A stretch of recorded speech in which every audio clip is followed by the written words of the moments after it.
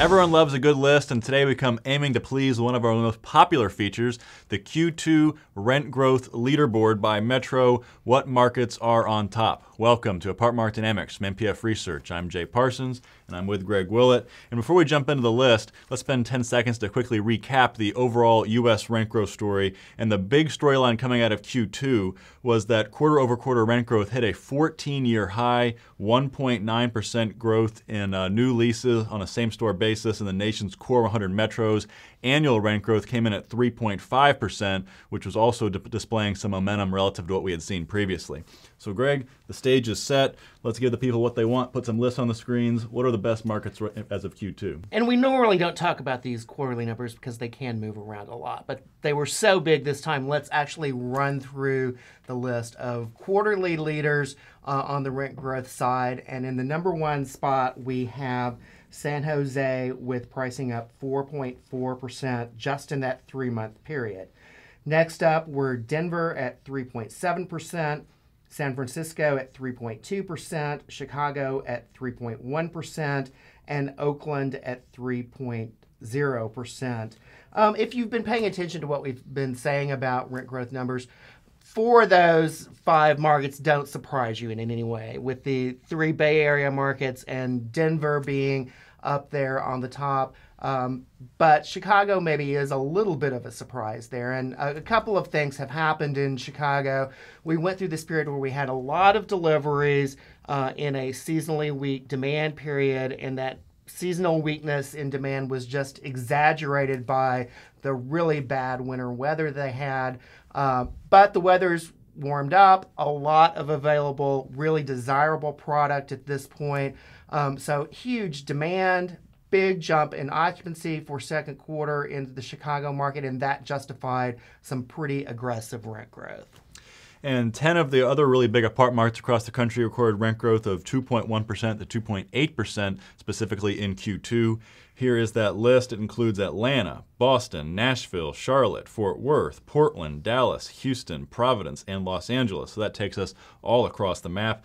That group is also heavy on markets that had been strong performers for a while, but also a few worth pointing out. First, as Greg mentioned when discussing the Chicago stats, a couple of those markets have made some big comebacks following some poor performances in the winter months due to cold weather, spots like Boston and Providence.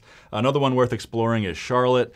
We saw rent cuts here, mild rent cuts in the past couple of quarters. It's one that is having a lot of supply coming into the market and a lot more on the way. But we saw an upward shift in momentum in Q2. It looks like operator confidence has been a big factor in that market as demand continues to be very strong, and good demand and good lease-up velocity in this new product coming on as well without impacting the existing stock too severely. So that means occupancy isn't taking as severe of a hit as anticipated and allowing operators to feel more comfortable in their pricing strategies. And Jay, I'm going to add one more to this list, even though it didn't quite make the leaderboard, and that is Washington, D.C. And what we saw in D.C. for second quarter, rents went up 1.7%. That's actually the strongest quarterly performance that market has seen in 3 years. And it's a combination of these stories that we've actually been talking about. It's the winter weather story going to the warmer months, and then it's also similar to that Charlotte story, that while we're delivering a lot of new product, it's leasing up really well. The existing product isn't taking the hit that maybe was anticipated. Operator confidence is getting stronger. So again, some strong rent growth for the quarter.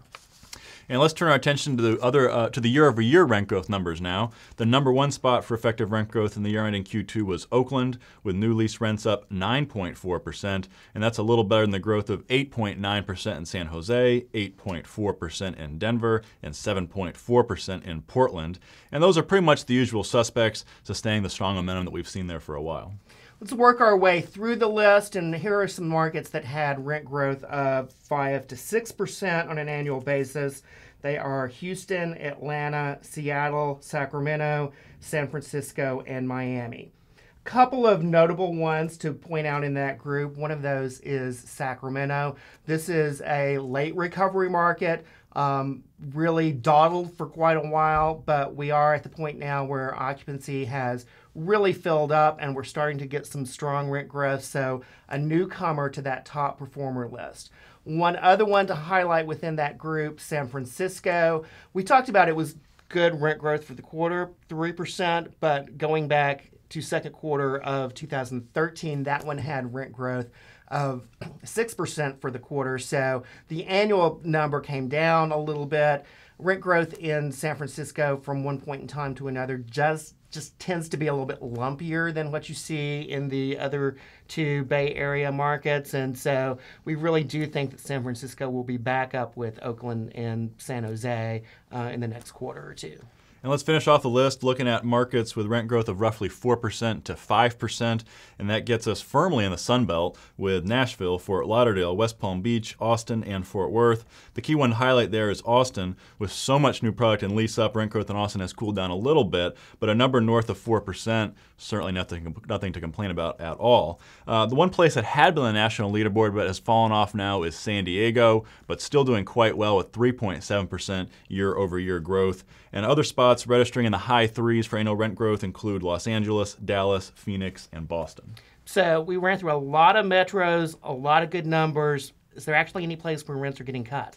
Yeah, among the large markets, which we're defining as markets with at least 100,000 apartment units, the one spot that actually cut rents, and it wasn't Las Vegas, it was the Hampton Roads area in Virginia Beach, Norfolk. Rents there dipped 0.4% year over year in spite of a very mild quarter-over-quarter gain. One other laggard to note is Raleigh-Durham, which has become inundated with new supply, and their annual rent growth measured a perfect goose egg at 0.0%.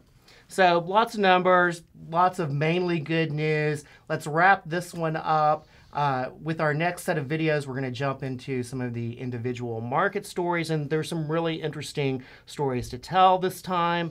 But thanks for watching today. He's Jay Parsons. I'm Greg Willett. This is Apartment Market Dynamics from NPF Research.